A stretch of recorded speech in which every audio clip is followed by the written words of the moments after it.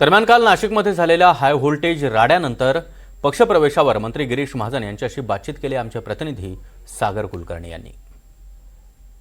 काही ठिकाणी अनेकांना घेतल्यामुळे जी धुसफूस आहे ती कमी करण्याचा प्रयत्न तुमच्यावर फार मोठा चॅलेंज आहे। काही धुसफूस वगैरे काही नाही, फार काल थोडं झालं तिथं, पण मला वाटतं की अगदी योग्य निर्णय झालेला आहे।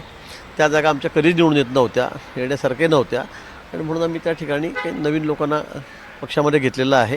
ते अनेक वर्षापासून महापालिकेत निवडून येत आहेत, खूप वर्षापासून ते माऊर महापौर राहिलेले आहेत, सगळे चेअरमन राहिलेले आहेत, मोठ्या पदावर राहिलेले आहेत, आणि म्हणून त्यांनाही भाजपामध्ये यायचं होतं। अनेक दिवसातून बोलणी सुरू होती, आणि म्हणून आम्ही त्यांच्याशी काल बोलणी करून त्यांचा प्रवेश केलेला आहे। जिंकणं हा क्रायटेरिया ठेवला म्हणूनच सगळी गोष्टी बाकीच्यांना अडचणीचं आहे का?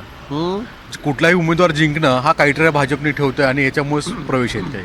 नाही, असं नाही, पण बाकी ठिकाणी आमचे आहेत ना, म्हणजे समजा 100 ठिकाणी आमचे उमेदवार आहेत आणि 2-4-5 प्रभाग आमचे समजा येत नाही आहेत आणि कॅपेबल उमेदवार नाही आहेत, आणि मग त्या ठिकाणी जर आम्ही त्यांना घेतलं तर त्यात वावगं मला वाटतं काही नाही आहे, ते करावं लागतं। शिवसेना एकनाथ शिंदेकडनं ज्या जागेच्या अपेक्षा केल्या जात आहेत त्या पूर्ण करण्याचं भाजपपुढे मोठं आव्हान आहे, तुम्हाला ती फार मोठी कसरत करावी लागते। चाललेलं आहे, बोलणं चाललेलं आहे, ठीक आहे। सुरुवातीला वाटाघाटीमध्ये युती करताना ते सगळेच करतात, बरोबर, आधी जागा अधिक मागितल्या जातात, सगळ्यांचा आग्रह असतो की आम्हाला सगळ्या कार्यकर्त्यांना अकोमोडेट करता आलं पाहिजे, झालं पाहिजे, आणि त्या पद्धतीनेच सगळ्या ठिकाणी तसं चाललेलं आहे। पण मला असं वाटतं की अगदी मुंबईपासून पुण्यापासून सगळ्याच ठिकाणी त्या संदर्भामध्ये योग्य तोडगा निघेल आणि आम्ही महायुतीमध्ये लढू। पण ही गोष्ट निश्चित आहे की महाविकास आघाडीचा मात्र सुपडा साफ होणार आहे या निवडणुकीमध्ये।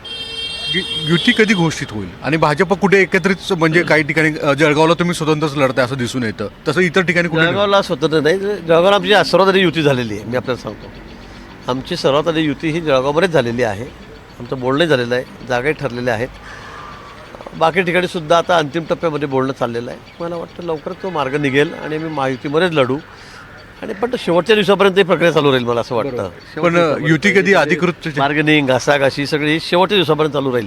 काही आता फार मोठं डोकं आहेत, बंडखोरींना शांत करणं परत डोकेदुखी नाही, काही डोकंदुखी नाही आहे। मला असं वाटतं की काय प्रमुख कार्यकर्ते फार बंडखोरी करणार नाहीत। अगदी आम्ही सर्वे करून मेरिटवर जे आहेत त्यांना त्या ठिकाणी तिकीट देतो।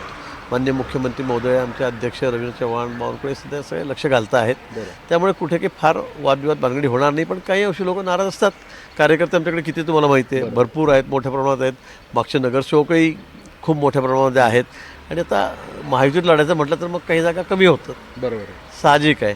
त्यामुळे नाराजी ही असते थोडीफार, पण ती आम्ही तुमच्या डोक्यावर निश्चित आम्ही ती दूर करू। आता चार्ज मी घेतलेला आहे, माझ्याकडे जबाबदारी दिलेली आहे, तर खापर आपल्या डोक्यावरच फुटणार आहे। धन्यवाद। दिलखुलास संवाद साधलेला आहे गिरीश महाजन यांनी आपल्याबरोबर। व्हिडिओ जर्नलिस्ट संदेश बायकरचा सागर कुलकर्णी, NDTV मराठी, मुंबई।